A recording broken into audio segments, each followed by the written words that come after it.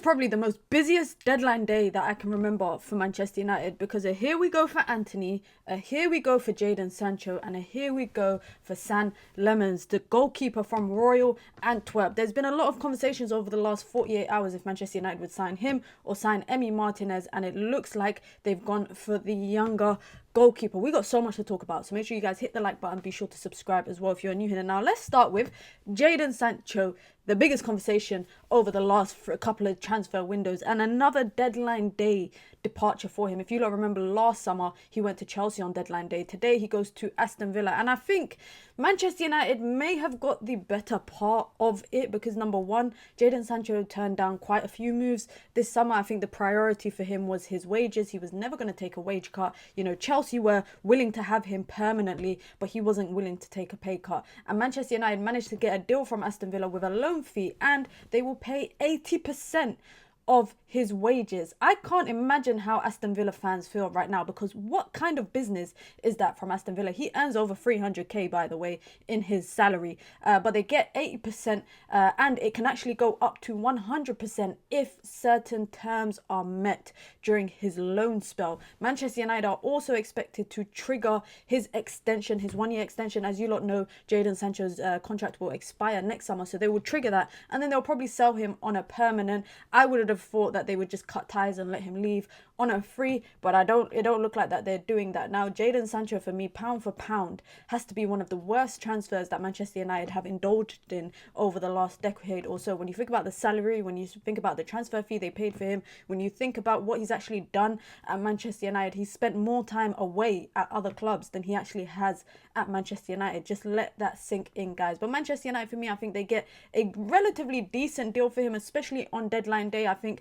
the only thing that they were going to get would have been a loan for him on deadline day. And like I said, this is the most busiest deadline day I can remember for Manchester United in quite some time, because on the flip side, another member of the proclaimed bomb squad in Antony has agreed a permanent move to Real Betis, just about 25 million euros, but Manchester United gets a 50% sell-on clause. They don't have to pay him out in their wages, which is probably why they accepted such a relatively low fee for him. Another player that has not worked out at Manchester United when you consider the wages, when you consider the transfer fee that they paid for him, but to get a permanent move, I think, is great business for Manchester United. He only wanted Real Betis, similar to Jadon Sancho. He actually turned down some clubs as well, including the Saudi League, but he gets his preferred move to return to Real Betis after his loan move. And like I said, Manchester United's ability to get most of the players from this proclaimed bomb squad out of the door this summer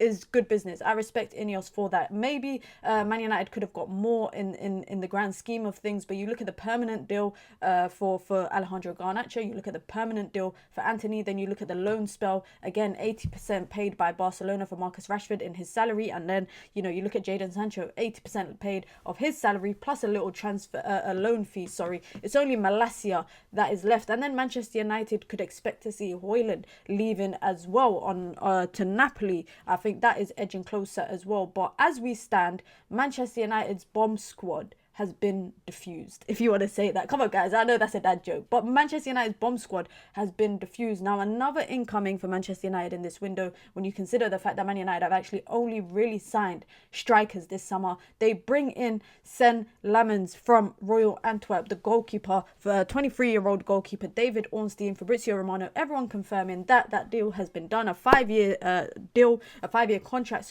worth 21 million euros. So that's about 17 million pounds, which is good business for a goalkeeper. I think Emi Martinez would have cost more. He's a lot older. His wages would have been higher. And I think Emi Martinez, for me, is not an upgrade on what we have now. One thing about Manchester United going for that younger goalkeeper, I think, is that they can mould their goalkeeper into how they want. Now, let's be honest.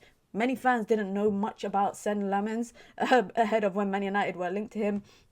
You look at Manchester United missing out on Donnarumma as well. He's gone to Manchester City. This has to be the most chaotic deadline day that I can remember in a long time. honestly, there's so many moves happening, and for once, Manchester United are being active on deadline day. Now, as of recording, there's still about there's about 6 hours to go of deadline day. I really hope Manchester United are able to get a midfielder in. Now, the likelihood of that, I don't know, but when you actually look at the transfer window, I think the biggest criticism for Ineos was the lack of outgoings. And as we come to the end of the transfer window, I think they've done relatively well with the players that they've been able to get out. And if you can get Sancho a permanent move in the summer, and you can get Rashford a permanent move in the summer, Manchester United would have made over 100 million in sales, and that doesn't include the percentages that they've made as well from sales from Alanga, from Alvaro Fernandez, from former Manchester United players. So when it comes to transfer values that they've made so far in this window, I think they've done pretty decent business, given the fact that Manchester United historically never sold that well. I think the biggest kind of weight off Manchester United's shoulders is that they've got these players out of the door, because I think the conversation surrounding Sancho and Antony and Rashford and Garnacho was potentially the reintegration of them in Ruben Amorim's squad. But it looks like the manager will not have to worry about that. Deadline day is coming to an end. We got less than 7 hours to go. Who do you guys hope Manchester United get through the door? I'm not joking, guys. I really, really hope Manchester United can bring in a midfielder, and not just any midfielder, a quality midfielder. I'm talking drop a big fee on a player, the way that Liverpool fans got to rejoice with the Isaac Bomber last night. Drop a big fee on a great midfielder. I don't know, it's wishful thinking. Let me know your thoughts down below, guys. Be sure to hit the like button. Be sure to subscribe as well if you are new here. How do you feel about the deadline day departures in Sancho and Antony? When I think about it, I think when I consider all of the factors into Manchester United's situation with these players, I think it's good moves. I would have liked Sancho to go on a perm, but that sweetie money ain't gonna pay for itself. But let me know your thoughts down below, guys.